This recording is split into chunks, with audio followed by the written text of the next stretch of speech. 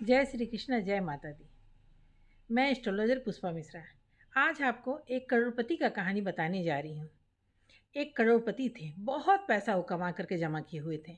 बहुत पैसा कमाए और इतना पैसा कमाए कि उनके मन में डर हो गया कि ऐसे न कि कोई घर में घुसे और ले करके चला जाए।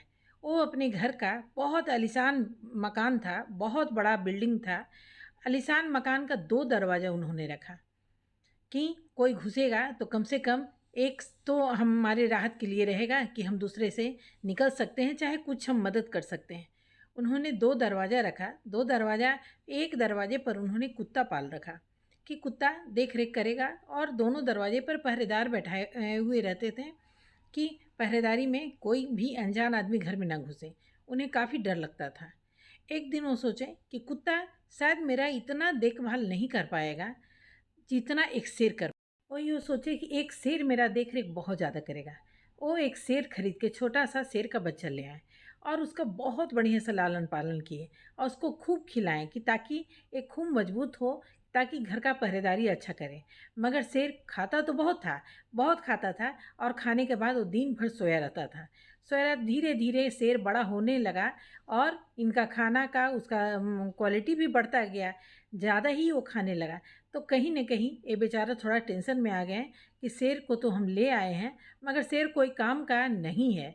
ये दिन भर खाता है और सोया रहता है और कुत्ता मेरा बहुत कम खाता है, मगर छोटा-सा आहट भी होता है तो कुत्ता चिल्लाने लगता है और भौंकने लगता है, जिससे हम लोग को पता चल जाता है कि कोई है।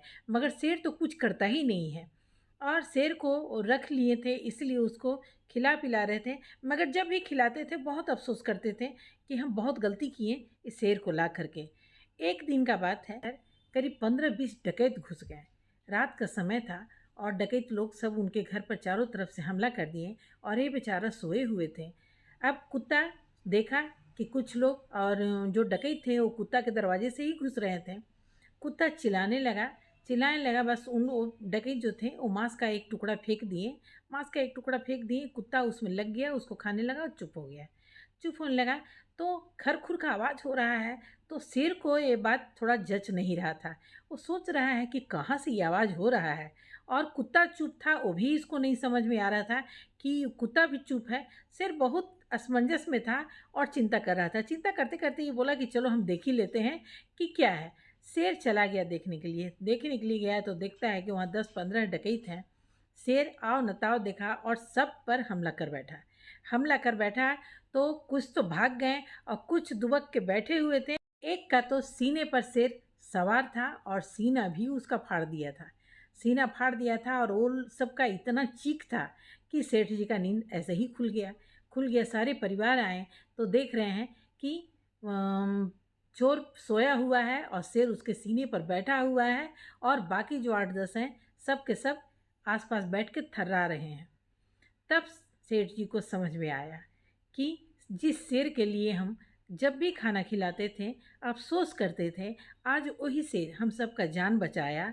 तो इस कहानी का सबक ये होता है कि जो बड़े लोग होते हैं ना, जो बड़ा काम करते हैं, वो छोटा-छोटा चीज़ में नहीं एहसास दिलाते हैं और ना ही उसमें वो दखल अंदाज़ी करते हैं, क्योंकि उनको बड़ा काम करने का आदत होता है। और बड़े लोग बड़ा बोलते हैं, छोटा-छोटा देखिएगा आप कि बहुत ऐसे छोटे-छोटे लोग भी रहते हैं ना कि जिनके घर जाइए तो वो आपको अपना पूरा बताना शुरू करेंगे, ये ऐसे है, वैसे। मगर बड़े लोग के घर जाइए, बड़े लोग के घर जाइए, वो इज़्ज़त और भाव देंगे और माने किसी चीज़ का पैसा दाम बताने का तो सवाल ही नहीं उठता है, क्योंकि वो बड़े हैं। बड़े लोग छोटा-छोटा काम नहीं करते हैं।